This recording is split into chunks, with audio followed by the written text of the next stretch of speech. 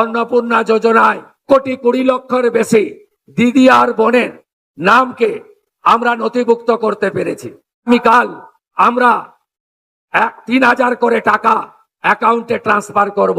1 জুলাই অন্নপূর্ণা ভান্ডারের 1,20,00,000 মহিলাদের ব্যাংক অ্যাকাউন্টে, মা বোনদের ব্যাংক অ্যাকাউন্টে 3,000 টাকা করে পাঠানো হবে। মুখ্যমন্ত্রী শুভেন্দুর বড় ঘোষণা।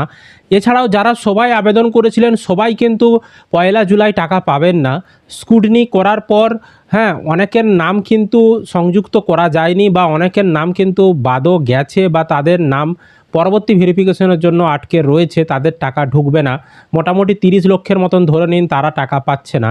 তো কি বলেছেন মুখ্যমন্ত্রী শুভেন্দু অধিকারী কালকে টাকা পাওয়ার বিষয়ে, আপনি পাবেন কি পাবেন না, সমস্ত বিষয় নিয়ে আজকের ভিডিওতে আলোচনা করব। তো অবশ্যই ভিডিওটি আপনাদের উপকার আসবে, শেষ পর্যন্ত দেখতে থাকুন ভিডিওটিকে। তো অবশ্যই ভিডিওটি বেশি বেশি করে শেয়ার করে দিন, সকলে যাতে খবরটি জানতে পারে। আর এই ধরনের তথ্য আপডেট সবার আগে পেতে চ্যানেলটিকে সাবস্ক্রাইব করবেন। ফেসবুক থেকে যারা ভিডিওটি দেখছেন পেজটিকে ফলো করে রাখতে ভুলবেন না। চলুন মুখ্যমন্ত্রী শুভেন্দু অধিকারী তিনি কি বলেছেন সেই বক্তৃতাটা আপনাদেরকে আগে আমি শোনাচ্ছি। আগামীকাল 1 জুলাই এই রাজ্যে 1,51,00,000 অন্নপূর্ণা যোজনায় আবেদন করেছিলেন। আমরা স্ক্রুটিনি করে প্রায় 1,20,00,000-এর বেশি দিদি আর বোনের নামকে আমরা নথিভুক্ত করতে পেরেছি। এদেরকে আগামীকাল আমরা 3,000 করে টাকা অ্যাকাউন্টে ট্রান্সফার করব। 1,20,00,000 দিদি এবং বোন। এর মধ্যে আপনারা শুনলে খুশি হবেন, 5 লক্ষ আমাদের আদিবাসী দিদি এবং বোন আছে। 5 লক্ষ তারা আগামীকাল 3,000 টাকা অ্যাকাউন্টে পাবেন। প্রতি মাসে তারা এই সরকারের তাদের অ্যাকাউন্টে পাঠাবে। তো দেখতেই পাচ্ছেন এখানে মুখ্যমন্ত্রী শুভেন্দু অধিকারী আজকে যে তিনি বাঁকুড়া সফরে গিয়েছিলেন হুল দিবস উদযাপনে, সেখানের মঞ্চ থেকেই তিনি কিন্তু এই ঘোষণাটি করেছেন। 1 জুলাই অন্নপূর্ণা ভান্ডারের টাকা তিনি উপভোক্তাদের রিলিজ করবেন এবং নেতাজি ইন্ডোর স্টেডিয়ামে একটা অনুষ্ঠান হবে, সেখান থেকেই কিন্তু টাকা ছাড়া হবে।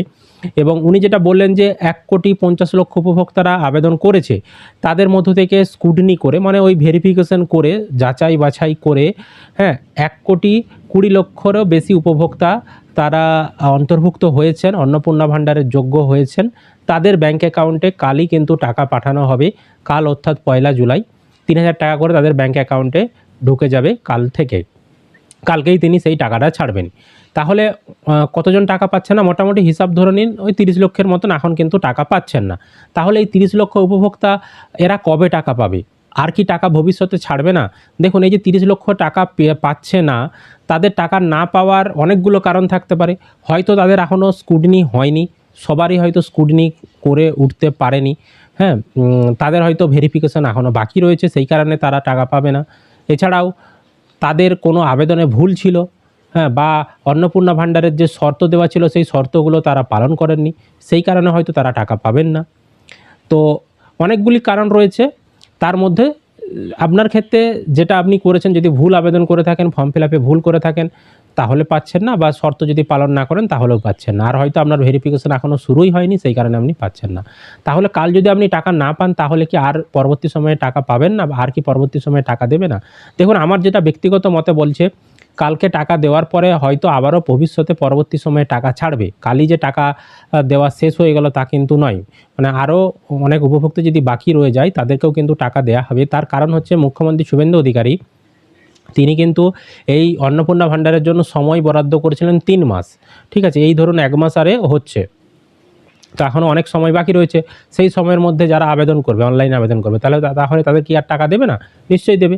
সুতরাং যারা কালকে টাকা পাচ্ছেন না তাদের জন্য ভবিষ্যতে আবার যখন টাকা ছাড়বে, হয়তো জুলাই মাসের মাঝে বা জুলাই মাসের শেষে আবারও হয়তো নতুনদের টাকা ছাড়তে পারে, বা আগস্ট মাসে আবারও টাকা ছাড়তে পারে। যখনই টাকা ছাড়ুক, আপনার আবেদন যাচাই হয়ে গেলে, আপনি যদি যোগ্য হয়ে থাকেন, আপনার নাম যদি বেনিফিশিয়ারি লিস্টে উঠে যায়, তাহলে কিন্তু আপনিও আপনার ব্যাঙ্ক অ্যাকাউন্টে টাকা পেয়ে যাবেন।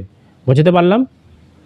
আর কালকে যে টাকাগুলো পাবে মূলত কারা টাকা পাবে দেখুন, যেটা ভেরিফিকেশন করে যাদেরকে যোগ্য বিবেচনা করা হয়েছে তারাই কিন্তু টাকা পাবে। এবার এই যে ভেরিফিকেশন এটা কীভাবে হয়েছে, অনেকে বলছেন আমাদের বাড়িতে এখনও কেউই আসেনি ভেরিফিকেশনের জন্য, তাহলে আপনারা টাকা পাবেন কি পাবেন না। দেখুন, ভেরিফিকেশন অনেক উপায় অবলম্বন করে করা হয়েছে। যেমন অনেক জায়গায় বাড়িতে আশা দিদিরা বা আইসিডিএস কর্মীরা গিয়ে ভেরিফিকেশন করেছে, অনেক সময় ফোন করে আপনাদের কাছ থেকে তথ্য নিয়ে ভেরিফিকেশন করা হয়েছে, অনেক সময় আপনারা যে অনলাইনে আবেদন করেছেন ভোটার কার্ড আধার কার্ড যে আপলোড করেছেন সেই ডকুমেন্টসগুলো দেখে দেখে আধিকারিকরা অফিসে বসেই ভেরিফিকেশন করে দিয়েছে, কোথাও আসেওনি, কোনো ফোনও করেনি, কিছু করেনি। ঠিক আছে, অনেক সময় এভাবেও হয়েছে।